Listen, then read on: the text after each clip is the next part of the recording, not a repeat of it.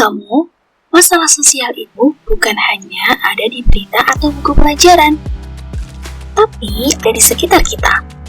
Bahkan mungkin kita pernah jadi bagian dari itu. Masalah sosial jauh banget dari hidupku. Benarkah demikian?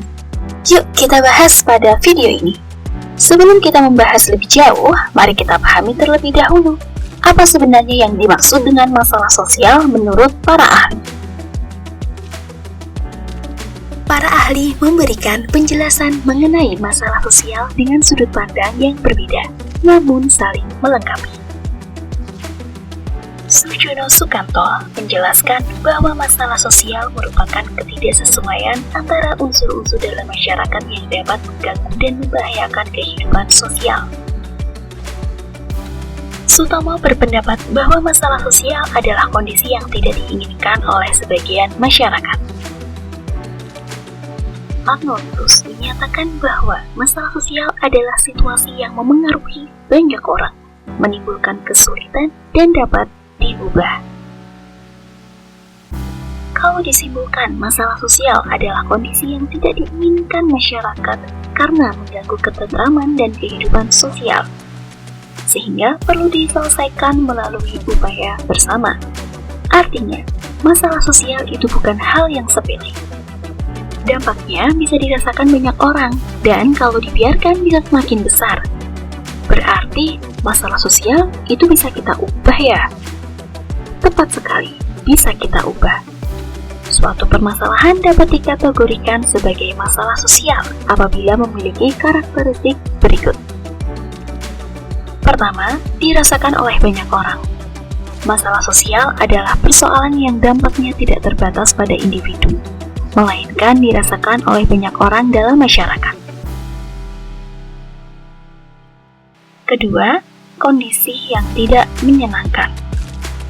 Masalah sosial dipandang sebagai kondisi yang tidak diharapkan karena menimbulkan ketidaknyamanan atau kerugian bagi masyarakat.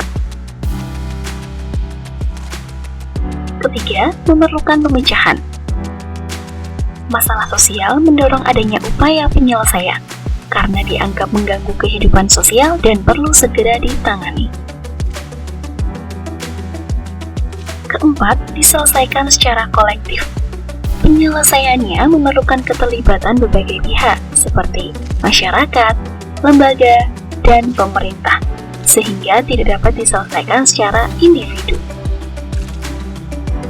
Memahami definisi saja belum cukup, karena setiap masalah bisa terlihat berbeda tergantung dari sudut pandang kita.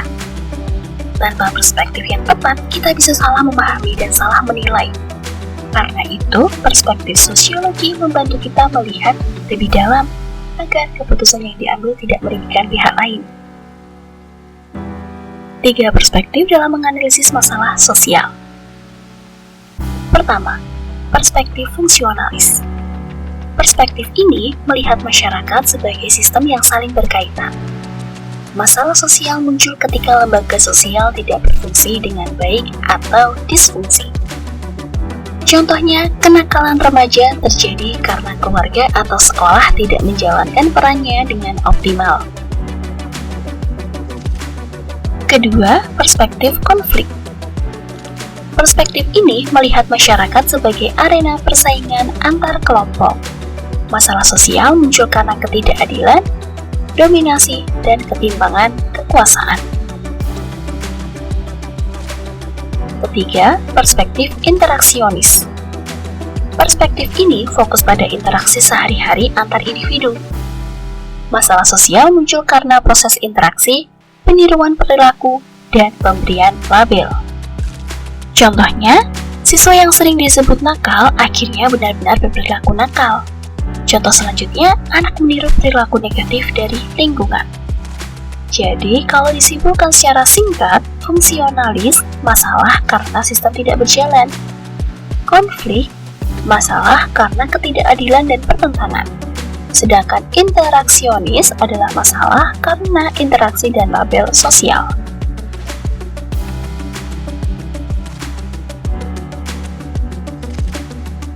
Dari berbagai perspektif tersebut, kita bisa mulai melihat bahwa masalah sosial tidak selalu tampak jelas.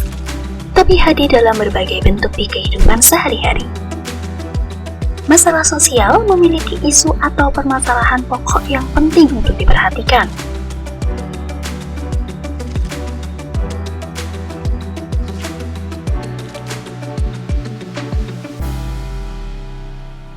Pertama, eksklusivisme. Eksklusivisme adalah sikap menutup diri, menarik diri, dan hanya menerima kelompok sendiri.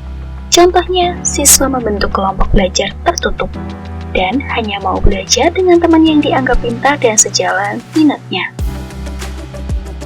Kedua, partikularisme. Partikularisme adalah mendahulukan kepentingan pribadi dibanding kepentingan umum. Contohnya, memilih teman kelompok hanya karena teman dekat, bukan karena kemampuan. Jadi, bisa dikatakan memilih berdasarkan kedekatan pribadi. Ketiga, eksklusi sosial. Eksklusi sosial adalah pemunculan individu atau kelompok dari kehidupan sosial.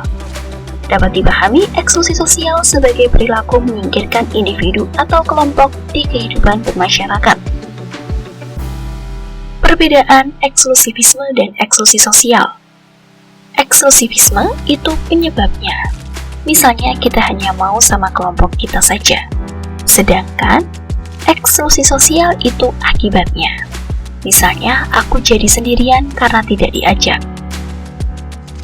Dan yang terakhir adalah segregasi.